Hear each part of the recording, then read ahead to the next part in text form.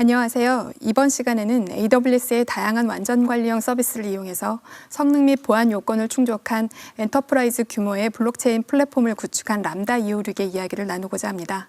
저는 AWS에서 솔루션즈 아키텍트 역할을 하고 있는 박주연입니다. 이 시간에는 AWS의 서비스를 이용해 블록체인 애저 서비스를 제공하고 있는 루니버스에 대한 소개를 듣고 대규모의 처리를 위한 블록체인 플랫폼의 요구사항에 대해서 알아보겠습니다. 그리고 각 요구사항에 맞게 고려된 플랫폼, 데이터, 보안 부분에서의 아키텍처를 소개하고 각 부분의 완성도를 위해 어떠한 AWS의 서비스를 적용했는지에 대해 소개하도록 하겠습니다. 그러면 람다 256에서 서버 개발 총괄로 계신 김보성님으로부터 루니버스에 대한 이야기부터 들어보시죠.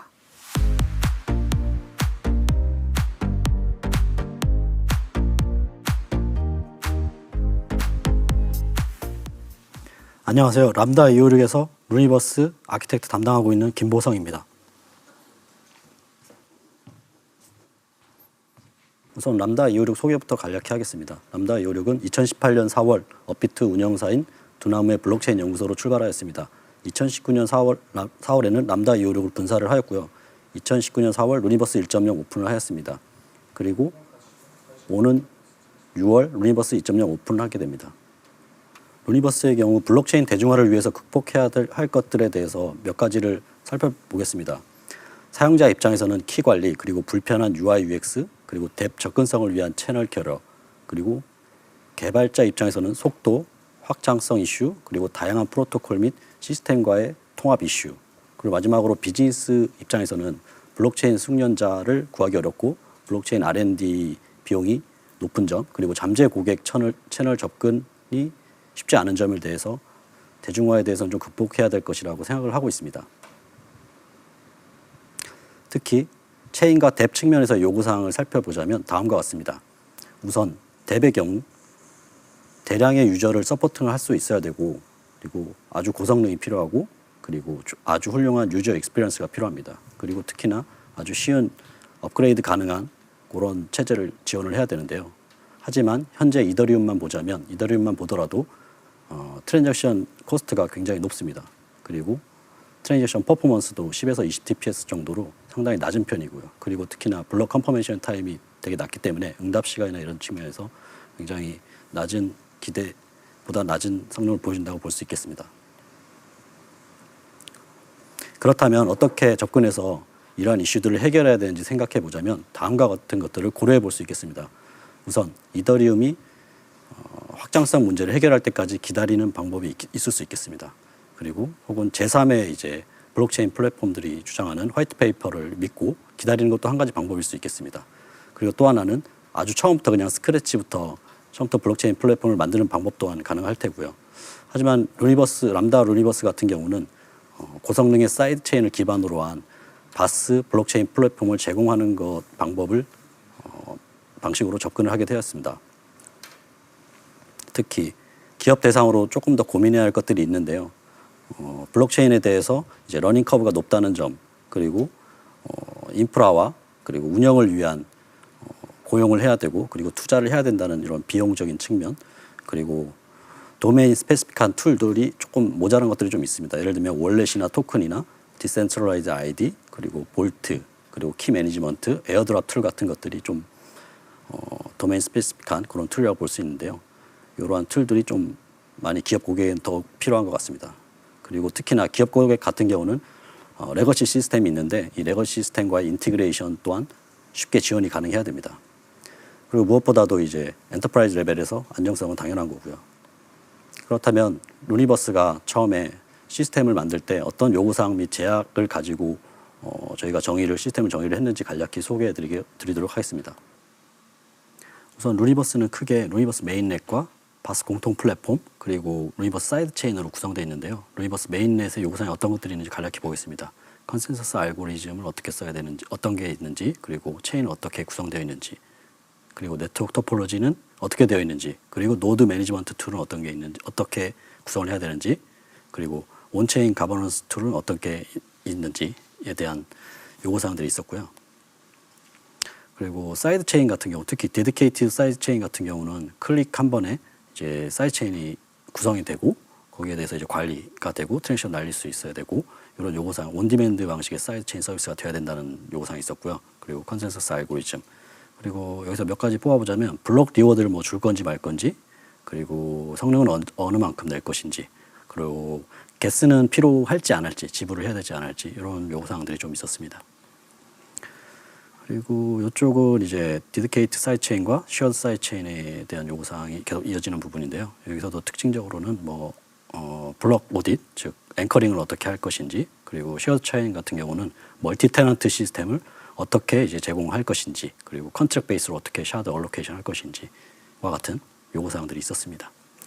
그리고 사이드 체인 프로비저닝 관점에서 인프라 자동 구성에 대해서 살펴보겠습니다. 우선 고객사 전용으로 체인 인프라가 제공이 되어야 되기 때문에 우선은 네트워크에 대해서 아이솔레이션된 네트워크를 제공을 해야 됩니다. 그리고 고객사 전용의 데디케이티드 컴퓨팅이 제공이 돼야 되고요. 그리고 노드를 이제 자유롭게 추가 제거할 수 있고, 볼륨을 키울 수 있고, 그리고 컴퓨팅 타입을 바꿀 수 있고, 이러한 이제 다이나믹한 컨피그레이션이 가능해야 되고요. 그리고 고객사 리소스 관리 측면에서 보게 되면 리소스들에 대해서 각각에 대해서 이제 태깅이 돼야 되고, 그리고 그룹별로도 태깅이 돼야 됩니다.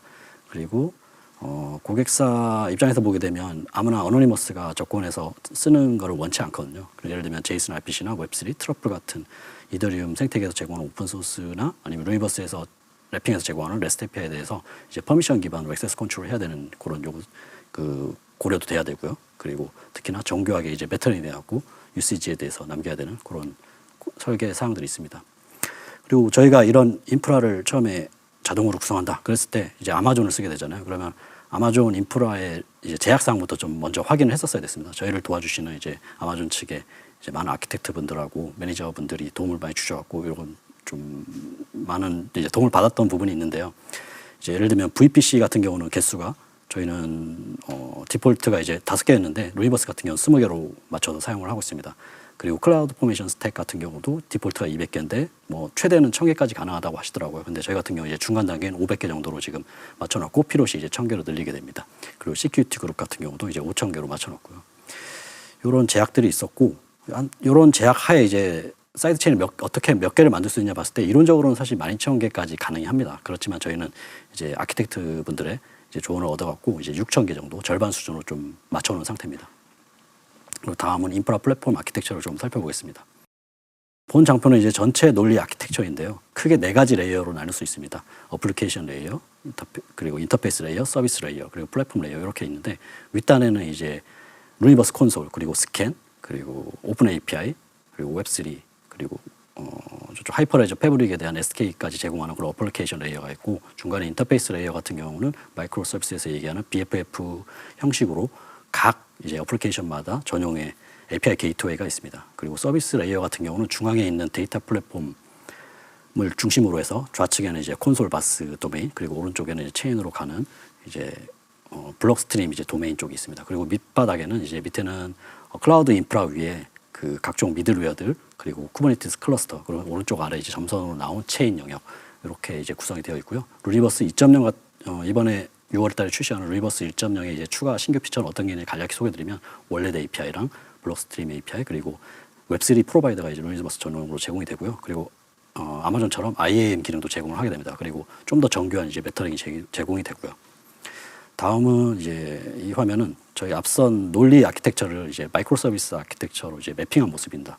사실은 루이버스는 초창기 개발 때부터 마이크로 서비스 방식으로 설계를 하고 운영을 해오고 있었는데 이제 많은 기능들이 짧은 기간 내에 이제 추가되는 상황이 반복되면서 서비스 경계가 불분명해지고 특히 서비스끼리 이제 커플링이 심해지는 그런 모습이 관찰되었습니다. 실제로 바스 콘솔 백엔드 서비스만 덩치가 많이 커지고 나머지 이제 서비스는 좀 상대적으로 덤브 서비스라 그럴까요? 그런 식으로 전락하는 형태였습니다. 이 상황에서는 사실 아무리 개발자를 많이 투입해도 기존 레거시 바스 콘솔 쪽을 데이터 모델을 이해하고 그쪽 코드를 알 수 없지 않으면 사실 그쪽 시퀀스를 알지 못하면 이제 신규 서비스를 개발하는데 아무리 마이크로 서비스 형태로 개발을 시켜도 사실 쉽지 않거든요. 이게 개발의 속도가 붙지 않을 거로 예상됐기 때문에 저희는 이걸 해결하려고 작년 하반기부터 본격적으로 루이버스 2.0 준비하면서 자사만의 마이크로 서비스 설계 원칙을 만들어서 개발 프로세스에 이를 적용하고 있습니다.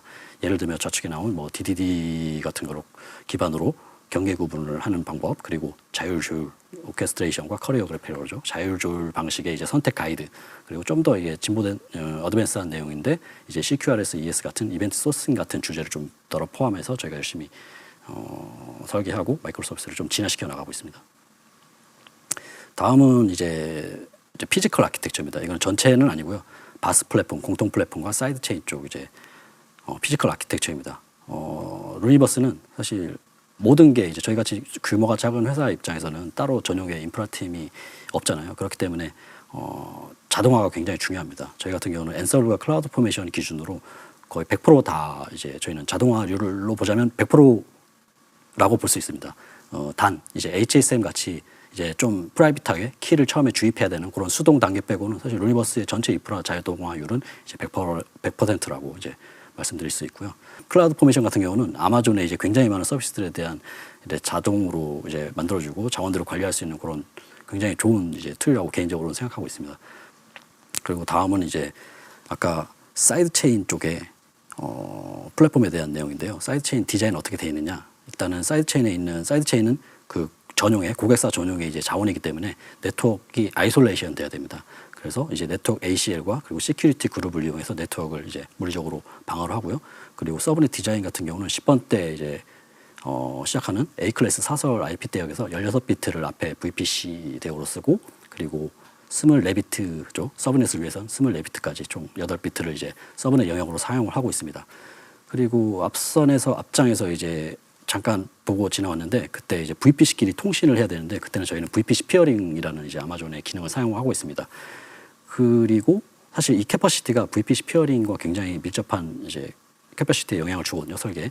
예를 들면 저희는 체인에 이제 VPC 하나당 50개 이게 슬라이스를 한다고 하거든요. 저희는 서브넷 슬라이스를 해서 50개의 사이드 체인을 제공을 하고요. 그리고 한 계정당 이제 20개의 VPC가 가능하기 때문에 총 1000개의 한 계정당 아마존 계정당 1000개의 사이드 체인 제공이 가능한데 사실 계정을 막 투입하면 더 늘릴 수는 있는데 사실 6개 계정으로 제한을 해놨어요. 왜 그러냐면 이렇게 앞선에서 이제 그 장표에서 있었는데 그 VPC 피어링 맥스 개수가 125개입니다. 그러다 보니까 저희는 120개에 맞추다 보니 총 6개의 아마존 계정만 사용하게 되었고요. 그리고 다음은 이제 블록체인 인스턴스 같은 경우는 VM이죠. VM 같은 경우는 어떤 설계를 고려했었냐 설명드리겠습니다. 예, 루트 볼륨과 데이터 볼륨이 있고 루트 볼륨 같은 경우는 OS랑 미들웨어, 뭐 다커나 랭귀지나 그리고 아마존 이제 클라이언트 툴체인 같은 게 설치되고 API과 매트릭빗 같은 이제 시스템 모니터링하는 것들이 설치가 되는데 이런 루트 볼륨이 이제 공통이고 데이터 볼륨 같은 경우는 왜 별도로 뒀냐면 이게 실수로 저희가 터미네이션 시키거나 아니면 뭐 저희가 소프트웨어를 잘못 이제 버그가 있어서 터미네이션 그런 사고가 났더라도 이제 블록체인은 보장돼야 되기 때문에 그렇기 때문에 데이터 볼륨 따로 분리를 하게 되었습니다. 그리고 특히나 P2P 이더리움 같은 경우는 P2P 통신을 하는데요. 토폴로지에 대해서 조금 제어가 필요합니다. 물론 앞선에서 이제 ACL과 그리고 시큐리티 그룹을 이렇게 물리적으로 조여는 놨는데 사실 소프트웨어 자체가 이제 밖으로 나가고 그런 과정에서 외부에 있는 피어 정보를 알아와서 받아와서 동기화돼서 그걸로 이제 저희가 아웃바운드로 나간다든지 이런 제어가 이제 안 되는 부분이 있어서 저희는 피어 디스커버리 관련된 그런 피처들을 좀 껐고요. 그리고 각종 옵션들을 사용해왔고 그런 이제 저희가 의도치 않은 이제 벗어나는 동작들을 하지 않도록 좀 튜닝을 했습니다. 그리고 그 다음은 데이터 아키텍처에 대해서 설명드리겠습니다. 루니버스 초창기 버전에서는 트랜지션 처리에 대한 이제 내용을 잠깐 먼저 소개를 드리고 먼저 가겠습니다. 당시에는 이제 시장 초기라서 당장 많은 트랜지션이 이제 요구하는 상황이 많지 않을 거라서 저희가 그렇게 예상을 해서 리시브 처리나 아니면은 리시브 처리나 그리고 이런 저희가 트랜지션을 이제 실행시키는 이런 처리를 할 때 RDB를 주로 썼어요. 그리고 RDB와 폴링만으로 설계를 했습니다. 예를 들면 루니버스 같은 경우는 지금 REST API를 고객사한테 제공을 하는데 API 콜이 들어오면 예를 들면 뭐 어떤 ERC 20 전송하는 거다 그러면 혹은 어떤 컨트랙트 부르는 거다 그러면 그 요청에 해당하는 트랜잭션 로우 트랜잭션을 가져오고 넌스 채워놓고 서명해서 블록체인에 넘깁니다. 체일다 라이트를 하면은 저희가 바로 응답이 나오는 게 아니고요. 리시트를 얻기 위해서 이제 폴링이라는 과정을 거칩니다. 조회를 해서 리시트 나오면 뭐 그거를 가지고 이제 DB에 저장하는 거고 안 나오면 또 다음번에 좀 쉬었다가 폴링을 하고 이런 식으로 이제 동작을 하는데 이 과정에서 사실은 RDB를 사용하고 오로라 RDB를 사용하고 있고 그리고 특히나 여러 이제 배치 프로세스들이 동시에 저희가 스테이트리스하게 이제 구동하다 보니까 막 락 잡고 서로 막 경쟁을 하는 거예요. 그리고 특히 이제 상태값 기준으로 이제 카디널리티가 떨어지는 그 상태값 기준으로 막 셀렉트를 하다 보니까 인덱스를 아무리 만들어도 인덱스 넣어놔도 그게 오히려 버든이 되고 그러다 보니까 결국 셀렉트 결과에 항상 파일 소트가 떨어져서 CPU가 좀 높아지는 그런 현상도 발견을 했고요. 그리고 특히 트랜잭션 같은 경우는 1K 정도 언더 그 정도 큰 사이즈이기 때문에 네트워크 이제 I/O 비용도 높았습니다. DB 입장에서 보면. 그리고 앞선에서 이제 DB 쪽을 광형 DB를 썼을 때 이제 약간 문제가 있었다는 점을 언급을 드렸고, 그거의 원인은 이제 폴링이라는 얘기. 그리고 사실 한 가지 더 언급하고 싶은 거는 이제 리십 조회가 계속 노드로 가잖아요. 그러면 이제 블록체인 노드 입장에서는 리드 부하가 이제 발생을 하게 됩니다. 그것 때문에 저희는 다음과 같은 몇 가지 이제 최적화를 했고요. 그 중에 뭐 소개드리자면 RPC를 벌크로 부른다든지, 아니면은 이제 레벨 DB에 직접적으로 매번 액세스하지 않도록 캐시 쪽을 좀 타도록 로직을 좀 수정하고, 그리고 RPC API를 신규로 추가했고, 얘는 이제 벌크로 그냥 벌크가 아니죠. 얘는 한 번에 딱 가져오는 겁니다. 얘는 블록 넘버를 주면 거기에 들어간 트랜지션 해시만 끌려오는 게 아니고 거기에 본문, 트랜지션 본문까지 다 끌려오게. 이렇게 이제 아무리 마이너를 수정을 해도 사실 성능이 이게 안 났습니다. 요 근본적인 원인을 저희가 해결하고자 이제 결국에는 NoSQL로 가게 됐는데요. 초기 예상보다 사실은 좀 일찍 NoSQL로 전환하게 되었습니다. 그리고 이 NoSQL로 전환할 때 중심은 뭐냐면, 일단은 폴링을 건건히 하던 거를, TX 건건히 하던 거를 이제 블록 단위로 폴링을 하는 걸로 바꿨습니다. 그 중심에는 이제 크롤러가 있고, 크롤러 같은 경우는 여러 체인들을 상대하면서 주기적으로 블록을 가져오게 됩니다. 블록 넘버 기준으로. 그리고 블록을 가져오면 그 안에는 이제 블록과 트랜잭션과 그리고 리십 정보가 담겨 있는데, 이러한 로우한 정보 외에 이제 2차, 3차 강화된 정보들을 이제 다이나모DB라고 하는 아마존 다이나모DB에다가 저장을 하게 됩니다. 요거는 이제 다이나모DB 중에 저희는 이제 두 가지 테이블을 써요. 보통은 한 가지를 쓰는데, 다이나모DB 테이블 두 가지 쓰는데, 그 중에 베이직한 테이블, 저희 용어예요. 저희 용어에서는 베이직 테이블인데, 보시다시피 파티션 키를 어떻게 잡았냐. L체인 아이들을 항상 앞에다 둡니다. 이게 체인별로 이제 데이터가 쌓이는 구조다 보니까. 그리고 중간에 심볼을 넣어갖고, 타이핑을 약간 했습니다. 그래서 예를 들면 첫 번째 이제 TI, 그러면 트랜지션 인덱스거든요. 그러면 트랜지션 인덱스라는 심볼을 넣고 뒤에 트랜지션 아이디를 넣으면 TX 해시가 튀어나옵니다. 그리고 두 번째는 체인 아이디 넣고 TH, 즉 트랜지션 해시를 넣으면 트랜지션 본문이 나오고요. 이런 식으로 파티션 키를 잡아서 저희가 원하는 대로 스키마를 설계를 한 케이스입니다. 그 첫 번째는 베이직 테이블 같은 경우는 파티션 키만 썼다면, 두 번째는 이제 소트 키까지 사용하는 경우입니다. 저희 같은 경우는 예를 들면 저 디스크립션 부분에 보시면 표에 한 주소에서 이제 발행한 트랜지션 리스트들을 조회하고 싶다. 이런 경우는 이제 파티션 키를 L체인 아이디 그리고 AX라는 이 어드레스에서 발행한 트랜잭션들이야라는 뜻이죠.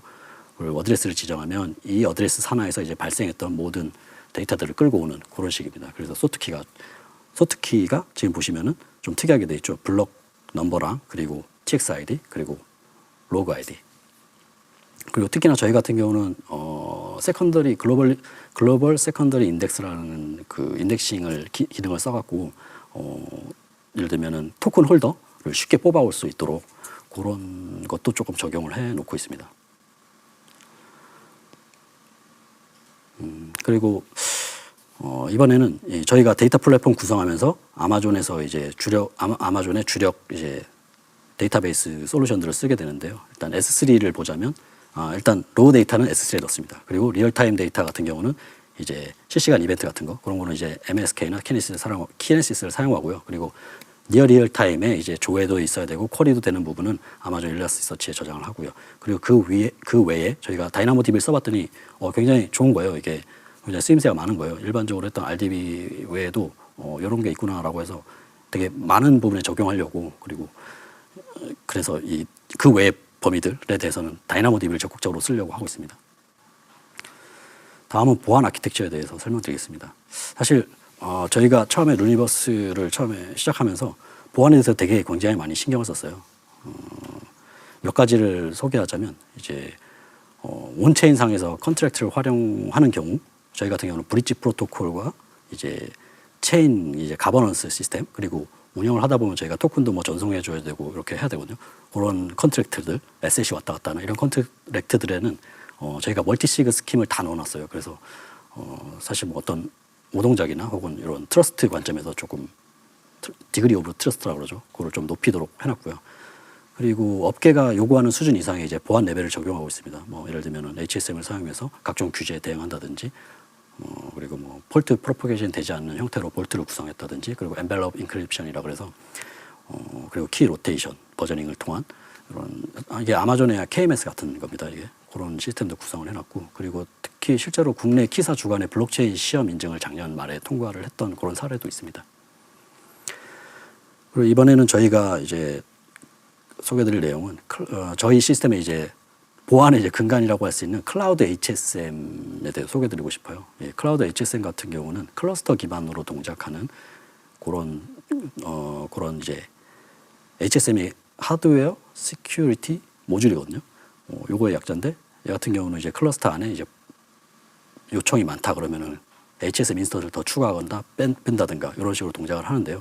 여기 약간 스펙을 잠깐 보고 넘어가시면 이제 HSM 클러스터 하나에는 최대 28개의 HSM 장비가 투입이 가능합니다. 그리고 요 한 대 HSM 장비는 최대 이제 RSA 사이닝 베리파이 기준으로 1100 TPS 정도 나오고요.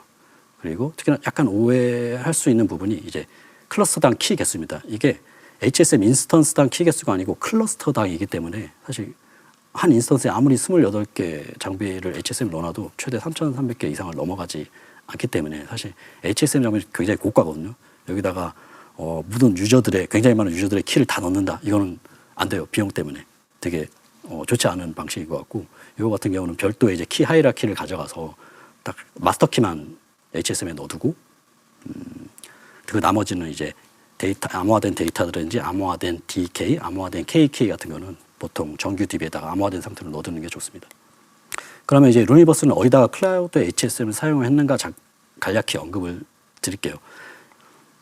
루니버스 같은 경우는 이제 타원 곡선 키페어를 이제 생성할 때 HSM 장비를 통해서 엔트로피 높은 키페어를 생성을 하기 위해서 사실은 HSM을 쓴 목적도 있습니다.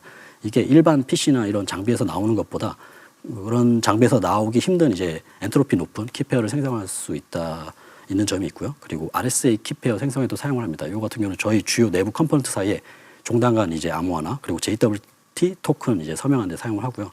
그리고 마지막으로 시메트릭 키 같은 경우는 이제 앞서도 언급드린 이제 엔벨롭 인크립션, 이렇게 뭐 편지 봉투에 싸고 하는 그런 패턴인데, 이게 아마 아마존 KMS도 약간 이런 식으로 구현되어 있는 걸로 저희가 어디서 본 것 같은데, 저희도 이런 비슷한 시스템을 이제 키 시스템으로서 내부적으로 자체적으로 개발해서 사용하고 있습니다. 다음은 루니버스의 이제 서비스 사례를 보고 넘어가겠습니다. 이제 작년에 진행한 정부과제로 블록체인 기반의 기부 플랫폼인 체리 사례입니다. 이거는 이제 기부 활용처에 대한 신뢰 이슈 해소하고 기부 문화 확산 유도하는 이제 공익적 의미가 높은 서비스고요. 이거는 실제로 오픈을 해가고 이렇게 잘 된 케이스라고 볼 수 있습니다. 그리고 두 번째는 이제 기존 포인트 제도와 연동 가능한 통합 마일리지 시스템을 구축한 사례입니다. 아마 이제 여행 테마 최상위 이제 트래픽 보유사들이 모여갖고 트래블 얼라이언스를 구성하고 여기서 이제 포인트들이 왔다 갔다 하면서 이제 여기저기 제휴처에서 사용할 수 있고, 그래서 뭐 포인트를 이게 소멸시키지 않고도 뭐 이렇게 사용처가 높은 굉장히 괜찮은 요 케이스입니다. 이거 같은 경우는 이제 참여사들이 야놀자나 이제 딜카, 서울공항 리무진, 항공사, 신세계 면세점 등이 참여하고 있습니다. 그리고 헬스케어 이제 얼라이언스 프로젝트가 있는데요. 이제 앞선에서 보신 밀크 사례와 유사한 건강을 테마로 한 헬스케어 얼라이언스 프로젝트를 구성한 케이스입니다. 이 역시 기존 포인트 제도와 연동 가능한 통합 마일리지 시스템을 구축하는 그런 케이스고요. 종군당과 같은 대기업이 참여하고 있습니다. 마지막으로 이제 스테이블 코인 프로젝트인 IDRT-L입니다. 올해 초부터 인도네시아에서 실제로 서비스 중이고요. 인도네시아 이제 법정화폐인 루피아와 1대1 페잉되는 스테이블 코인이고, 루니버스 버전에 이제 IDRT-L이 있다면 이제 유사하게 바이낸스라고 하는 그 되게 유명한 그 거래소가 있잖아요. 바이낸스 버전에 IDRT-B도 있습니다. 이거 같은 거 간단히 설명드리면, 유저가 이제 유저끼리 토큰을 전송하다가 이제 본인이 더 이상 사용하지 않겠다 그러면 이제 그 토큰을 가지고 번을 시키게 되거든요. 그럼 번을 하게 되면 이제 은행에서는 다시 입금 주소로 루피아 화폐가 다시 유저에게 전송이 되게 되어 있습니다.